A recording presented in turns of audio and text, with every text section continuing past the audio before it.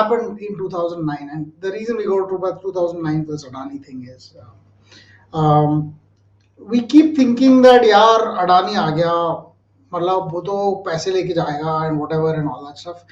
Actually, it's not true. What's happened in this particular case is a very benign form of this whole argument of a hostile takeover. बाहर से कोई आया takeover. Let me put this thing in a couple of contexts. Okay, uh, there is the NDTV was started by Pranay Roy and his wife Radhika Roy. Radhika Roy is connected to the CPI. I think her sister is Brinda Karat, and therefore there is a political connection there as well. It's not like, but they had a phenomenal reporting coverage right through. I remember Pranay Roy from the ages in 1980s, early 1990s when there was something called News Track. So eventually that became New Delhi Television and listed on the exchanges and stuff like that. But the shareholding of the Roys was relatively small earlier, and they had venture investment from General Atlantic. And in 2007, I think they had to buy out General Atlantic. They had to buy this company and they had to pay a fairly large amount, 400 plus rupees per share, which is what the price is today. But I'm just saying they probably paid it at that time. And they borrowed money first from India Bulls, and then to repay India Bulls, they borrowed money from ICICI Bank. That loan was at 19%. In 2009, ICICI, they couldn't, of course, sustain because the price of the share had fallen to 130, 140 rupees per share.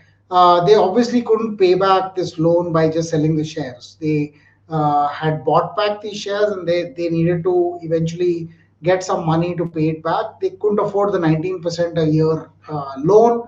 So they went to a white knight, and that was Reliance Industries in the form of a step down, multi level step down subsidiary at that time, which was called VCPL, which was something, whatever, private limited. So VCPL was this company that eventually lent the Roys, but they didn't rent it just like that. They said you create a separate entity called RRPR. Usme please put 26% shares. Once you do that, we will then give this RRPR holdings 350 crores, and that 350 crores will be then given. You can use that to pay back your ICICI loan. ICICI, there was a drama over there. The loan was at 350 crores, but there was interest added on to it. It should have been more than 400, but apparently ICICI settled for 350. So there was a big Money Life article at the time that said, why did ICICI let this go? But leave that. It's a one-time settlement. Obviously, this company was in this. The Roys were in trouble, so maybe they took the hit and said, okay, at least we get our capital back. But for whatever purpose, they didn't take equity in NDTV in exchange for the losses they made. But assuming that that part was kosher and that's not part of this argument, what happened then was that this loan that was taken by VCPL was at a 0% interest rate. Given by VCPL was a 0% interest. Now, कौन देता है 0% पे? Nobody gives you 0% interest. The idea was very simple.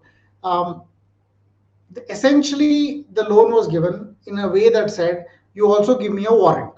VCPL had a warrant. That warrant allowed them to effectively pay 10 rupees per share and get 99.5. That means new shares will be issued to them, which will give them 99.5% of the company. That means the current capital is 0.5% of the company.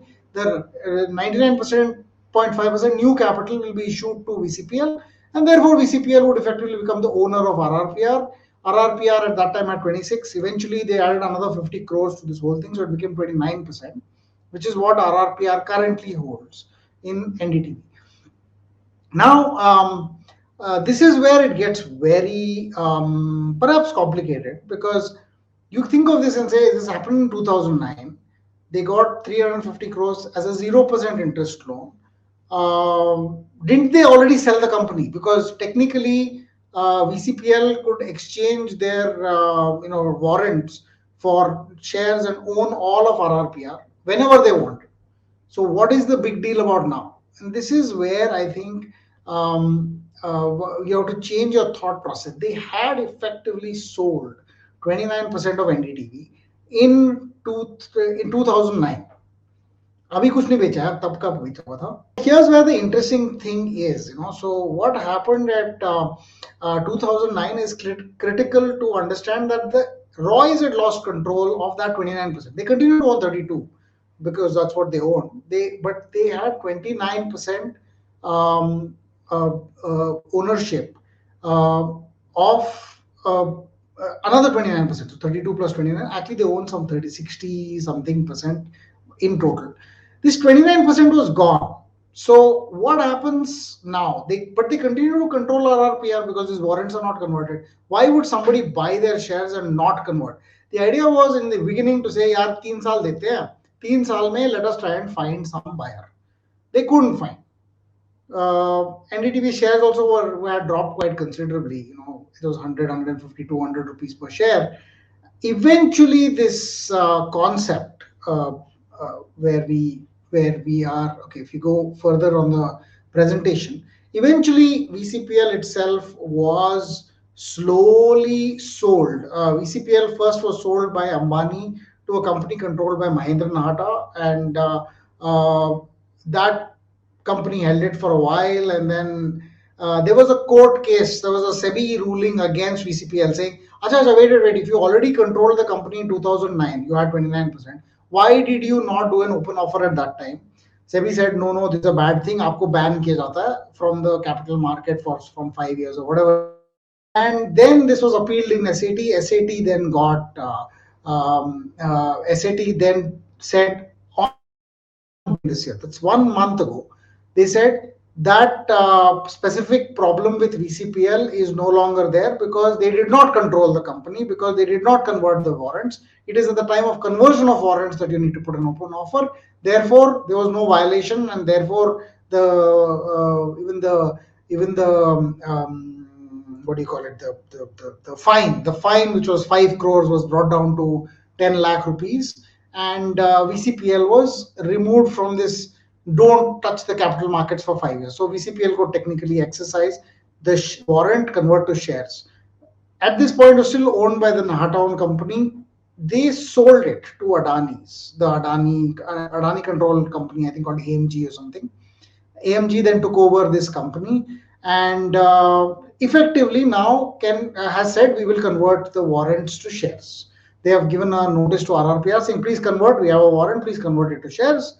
Now that we want to do an open offer, they did an open offer. But open offer is like this: 294 rupees per share we offer. Now, why is this 294? So if you look at the chart of NDTV, 1 month ago in July, they were at 180 rupees. It increased to 370 by the time the day this open offer thing happened. If you've gone from 185 to 370, or nearly doubled, or exactly doubled, in fact, in a month, you only have to take the average of the last, I think, 15 days, 60 days, something like that, price, and offer that. So that price came to 294. Adani has offered 294 rupees per share. Now, if the market price is 370, why will I sell to Adani's at 294? That makes no sense at all. Plus, if I sell to Adani's at 294, it won't have STT. Therefore, even if I bought the share at 40 rupees or 50 rupees, on all the profits, I have to pay a higher capital gains tax. Why would I even bother doing that? I won't do it unless the offer price is higher than the current market price. And the current market price at that time was 370. So there is obviously no intention by Adani to actually acquire more shares. They were just doing it because there was a SEBI rule that 26% has to be done. Now, if Adani gets no more, obviously nobody will tender. If no more shares are gotten, they will own only 29%. Maybe there is another 9% from a friendly FII called VTS Investments, which has for the last few years owned about 9% of NDTV.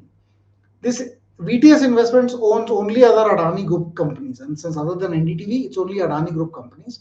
So even if you add that 9% to the 29% here, it's 38. It's still not 50%. They're not taking over the company, and this concept that it's taking over the company is wrong, because if they don't own 50%, they're not taken over.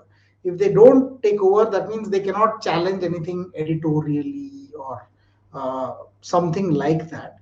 And okay, let me just start before this, everybody's worried about this editorial independence bits. Okay, so editorial independence is essentially about how much the current uh, journalists who work at NDTV will have to say maybe tone down their anti-government thing because Adani is close to the government.